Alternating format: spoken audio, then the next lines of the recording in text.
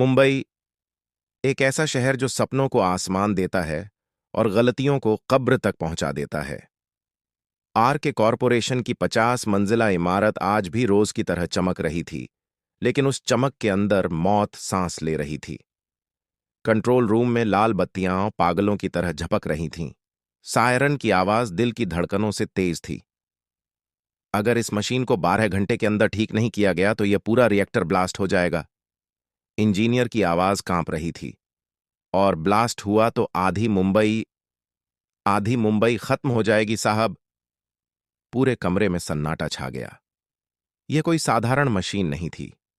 यह था प्रोजेक्ट विनायक, 100 करोड़ की लागत, देश का सबसे महत्वाकांक्षी इंडस्ट्रियल रिएक्टर। लेकिन पिछले 48 घंटों से यह मशीन किसी दानव की तरह दहाड़ रही थी। जर्मनी से आए इंजीनियर, जापान के टेक्निकल एक्सपर्ट, देश के सबसे तेज दिमाग, सब हार चुके थे।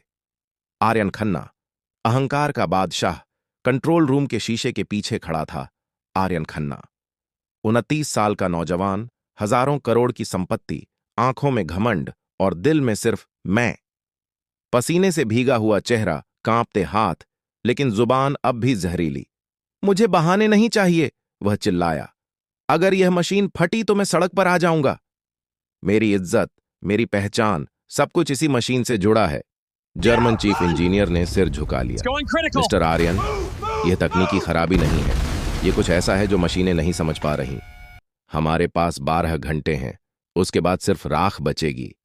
गेट के बाहर एक भिखारी उसी समय कंपनी के मुख्य गेट पर एक अजीब सा दृश्य था। फटे पुराने कपड़े, पैरों में टूटी चप्पल, चेहरे पर सफेद बिखरी दाढ़ी। एक बूढ़ा भिखारी बार बार गेट के अंदर जाने की कोशिश कर रहा था।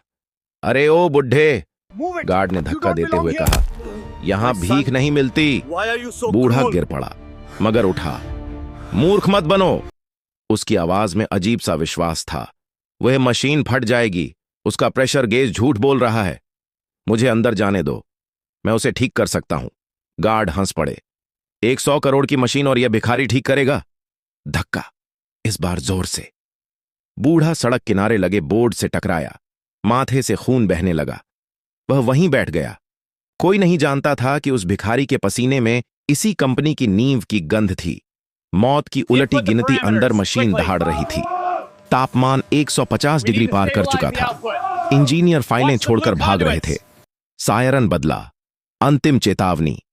आर्यन सीढ़ियों से नीचे दौड़ा। गेट पर पहुंचते ही उसकी नजर उसी भिखारी पर पड़ी। वही शांत आंखें, वही अजीब सा अधिकार। बूढ़े ने उसका हाथ पकड़ा। भागने से कुछ नहीं होगा आर्यन। आर्यन चौंक गया। अगर प्राइमरी वॉल्व हाथ से नहीं खोला गया तो 40 मिनट में सब खत्म। आर्यन का दिल बैठ गया। तुम यह सब कैसे जानते हो? बूढ़ा बोला, मैं वो हूं जिसने इस लोहे में जान फूंकी थी। रिएक्टर रूम, पिता और पुत्र, रेड जोन, जहां जाने की किसी इंजीनियर की हिम्मत नहीं थी। भिखारी आगे बढ़ रहा था जैसे कोई पिता अपने बीमार बच्चे की ओर बढ़ता है। भांप, आग, शोर। एक इमरजेंसी लाइट में आर्यन ने उसका चेहरा देखा। वह निशान, यादें। पापा, यह कोई भिखारी नहीं था। यह था दीनाना खन्ना, उसका पिता, जिसे उसने 2 साल पहले अपमानित कर घर से निकाल दिया था।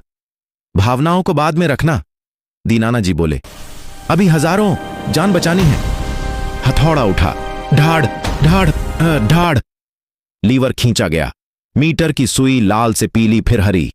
मौत टल गई। पश्चाताप और माफी। दीनाना जी थक कर बैठ गए। हाथ जल चुके थे। आर्यन रो पड़ा। पिताजी, मुझे सजा दे दीजिए। दीनाना जी ने सिर पर हाथ रखा। मैंने तुझे उसी दिन माफ कर दिया था बेटा, पर सबक जरूरी था। मीडिया आई। आर्यन ने कैमरे के सामने कहा, आज जिसे आप भिखारी समझ रहे हैं वह इस कंपनी के असली निर्माता हैं। मेरे पिता। पूरा देश सन्न। वकील गिरफ्तार। संपत्ति पिता के नाम। अंत नहीं, शुरुआत। कुछ महीनों बाद कंपनी का नाम बदला। दीनाना एंड सन्स। आर्यन अब एमडी नहीं, एक साधारण इंजीनियर था। और आज भी कंपनी के गेट पर एक बुजुर्ग बैठते हैं।